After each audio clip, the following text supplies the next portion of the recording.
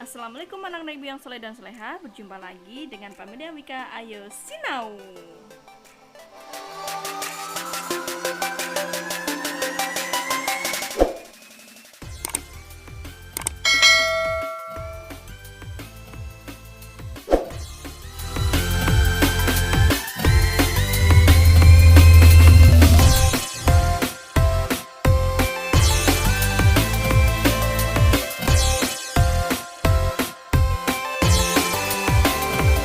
Bagaimana kabar anak-anak ibu semua? Semoga senantiasa dalam keadaan sehat walafiat. Hari ini kita akan kembali lagi belajar materi bab 3. Untuk materi kali ini yang kita pelajari adalah peran daerah dalam memperjuangkan dan mempertahankan NKRI. Sebelum mulai pelajaran, marilah kita bersama-sama mengucapkan Bismillahirrohmanirrohim. Untuk materi kali ini ada beberapa tujuan pembelajaran. Yang pertama, peserta didik diharapkan mampu menyebutkan bentuk perjuangan daerah dalam meraih kemerdekaan Indonesia dengan benar. Yang kedua, peserta didik diharapkan mampu menerapkan sikap positif tersebut dalam kehidupan sehari-hari dengan baik. Yuk kita mulai pelajarannya. Peran daerah dalam memperjuangkan kemerdekaan Indonesia. Penjajahan menimbulkan kesengsaraan bagi rakyat, sehingga muncul perlawanan rakyat Indonesia terhadap penjajah di berbagai daerah. Peristiwa tersebut mengawali cerita perjuangan bangsa Indonesia dalam mempertahankan hak yang dimiliki. Perlawanan rakyat daerah merupakan contoh peran daerah dalam memperjuangkan kemerdekaan Indonesia. Perlawanan rakyat terhadap penjajah masih bersifat kedaerahan, karena tanpa adanya koordinasi, sehingga hal tersebut dengan mudah dipatahkan oleh penjajah.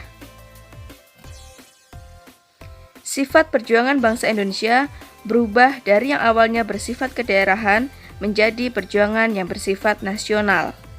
Hal ini karena adanya kebangkitan nasional tahun 1908. Kebangkitan nasional merupakan masa bangkitnya rasa semangat persatuan, kesatuan, nasionalisme, dan kesadaran untuk memperjuangkan kemerdekaan. Kebangkitan nasional diperkuat oleh tekad para pemuda bersatu dan tercurahkan dalam Ikrar Sumpah Pemuda tahun 1928. Melalui semangat Sumpah Pemuda, perlawanan rakyat Indonesia semakin kuat. Akhirnya, Indonesia berhasil meraih kemerdekaan pada 17 Agustus 1945.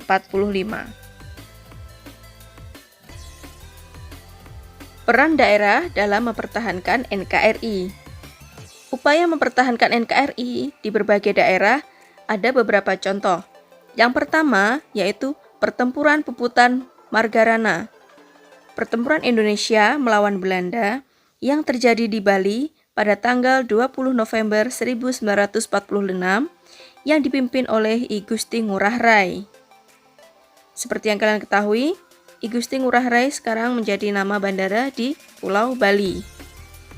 Yang kedua, peristiwa Bandung Lautan Api.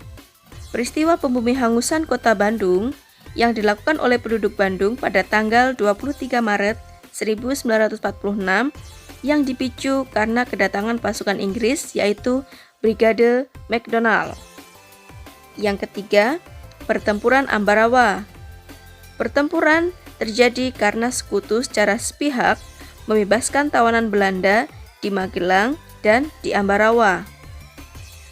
Pada tanggal 11 Desember 1945, Kolonel Sudirman mengadakan rapat. Kemudian, pada tanggal 12 Desember 1945, pada pukul 4.30 pagi, serangan mulai dilancarkan.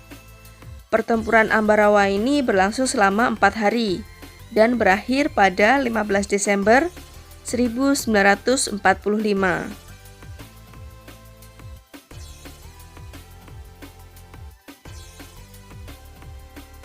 Selain 3 pertempuran tersebut, ada juga perjuangan Indonesia yang nampak pada pertempuran 10 November di Surabaya, pertempuran 5 hari di Semarang, dan peristiwa Merah Putih di Biak. Atas kegigihan para pejuang dan masyarakat di berbagai daerah, NKRI berhasil dipertahankan. Upaya mempertahankan NKRI pada masa sekarang tidak dengan cara berperang, melainkan dengan bagaimana kontribusi daerah terhadap negara. Kontribusi daerah dalam mempertahankan NKRI dapat diwujudkan dengan memanfaatkan serta mengembangkan potensi yang dimiliki untuk meningkatkan kesejahteraan masyarakat. Sikap positif warga negara dalam mempertahankan NKRI. Setelah proklamasi kemerdekaan, bangsa Indonesia memiliki tugas untuk mempertahankan kemerdekaan. Setiap warga negara memiliki kewajiban untuk mempertahankan kemerdekaan Indonesia, termasuk generasi muda seperti kalian. Generasi muda seperti kalian memiliki tanggung jawab dan peranan yang sangat besar. Salah satu upaya yang dapat dilakukan dengan mengisi kemerdekaan. Lalu, bagaimana sih cara generasi muda mengisi kemerdekaan? Yuk kita simak video berikut ini.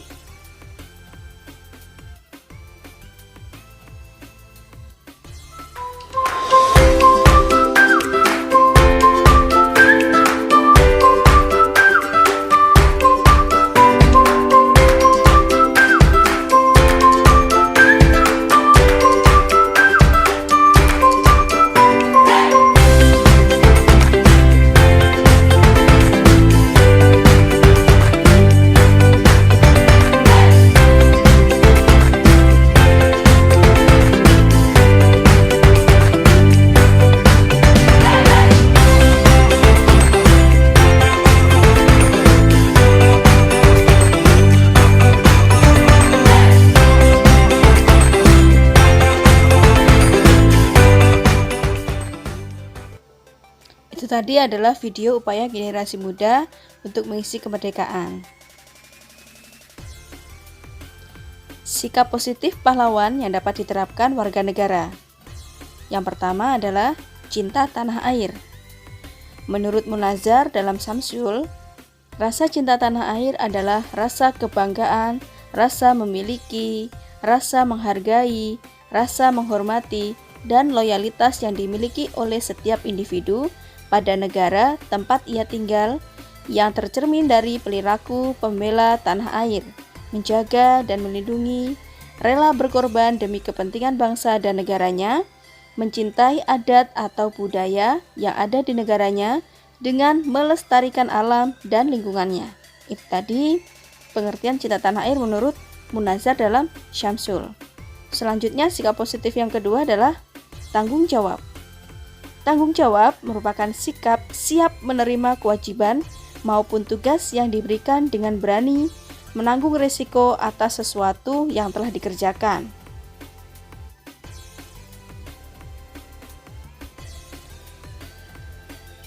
Yang ketiga, sikap pantang menyerah. Sikap pantang menyerah merupakan salah satu sikap yang dimiliki para pejuang dalam memperjuangkan kemerdekaan Indonesia.